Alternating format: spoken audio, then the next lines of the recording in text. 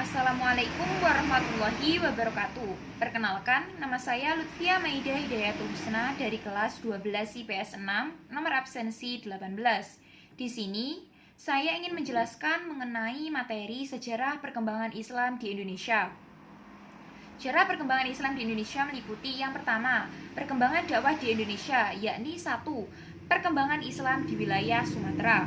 Perkembangan Islam di wilayah Sumatera ini sudah terjadi sejak abad ke-7 Masehi. Perkembangan Islam di wilayah Sumatera, khususnya di Aceh, diyakini sebagai cikal bakal masuknya Islam ke wilayah Nusantara. Yang kedua adalah perkembangan Islam di wilayah Kalimantan, Maluku, serta Irian. Perkembangan Islam di wilayah ini dilakukan oleh para mubalik dari Jawa serta para pedagang dari Arab.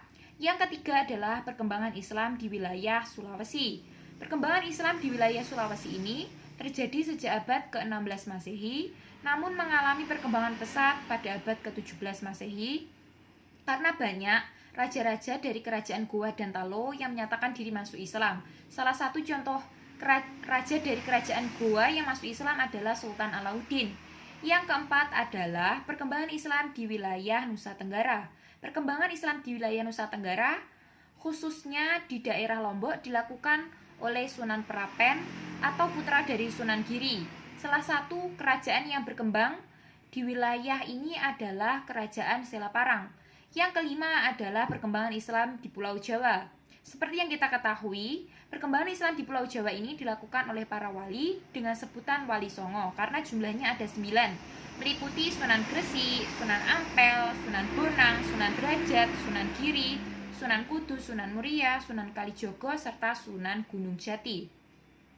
Kemudian 2. Kerajaan-kerajaan Islam di Indonesia. Kerajaan Islam di Indonesia meliputi yang pertama, Kerajaan Samudra Pasai. Seperti yang kita ketahui, Kerajaan Samudra Pasai merupakan kerajaan Islam pertama di wilayah Indonesia. Yang kedua adalah Kerajaan Aceh. Kerajaan Aceh ini didirikan oleh Sultan Ali Muhayyad Shah dan mencapai puncak kejayaan pada masa Sultan Iskandar Muda pada era perdagangannya. Yang ketiga adalah Kerajaan di Kalimantan. Kerajaan di Kalimantan, salah satu contohnya adalah Kerajaan Banjar. Namun, proses perkembangan Islam yang paling dominan dilakukan oleh Kerajaan Demak. Kemudian Kerajaan Islam di Maluku. Kerajaan Islam di Maluku ini meliputi Kerajaan Ternate, Tidore, Bacan. Dari ketiga kerajaan ini yang menjadi bandar pusat penting perdagangan ialah Kerajaan Ternate. Kemudian Kerajaan Islam di wilayah Sulawesi. Islam masuk ke wilayah Sulawesi pada abad ke-15 Masehi. Kerajaan-kerajaan Islam di wilayah ini meliputi Kerajaan Goa dan Talo, Kerajaan Borneo, serta Kerajaan Konawe. Kemudian Kerajaan Islam di Pulau Jawa meliputi Kerajaan Pajang, Kerajaan Mataram Islam, Kerajaan Banten, Kerajaan Cirebon, dan lain-lain. Kemudian bukti perkembangan Islam di wilayah Indonesia meliputi 1. Seni bangunan. Bisa kita lihat seni bangunannya yakni seperti Masjid Menara Kudus, kemudian Masjid Cengsu di Surabaya, kemudian Keraton Yogyakarta, kemudian seni ukir serta seni kaligrafinya bisa kita lihat pada ukiran-ukiran di dalam masjid.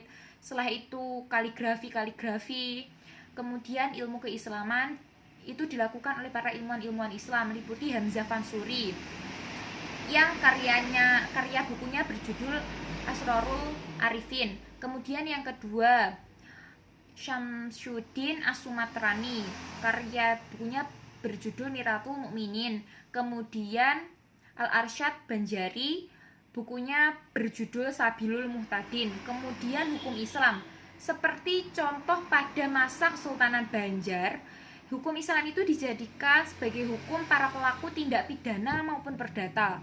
Kemudian organisasi-organisasi Islam muncul, seperti contohnya Nahdlatul Ulama, Muhammadiyah, Sarekat Islam, Persatuan Islam, Al-Irsyad, dan masih banyak lainnya. Kemudian seni aksara dan kesusastraan, ini bisa kita lihat pada Arab Gundul, kemudian pada seni kesusastraan lainnya.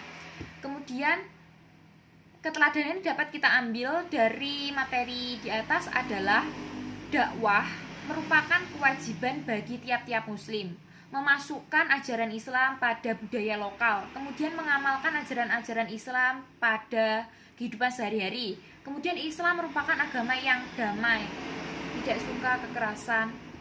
Sekian penjelasan yang dapat saya sampaikan, kurang lebihnya mohon maaf. Wassalamualaikum warahmatullahi wabarakatuh.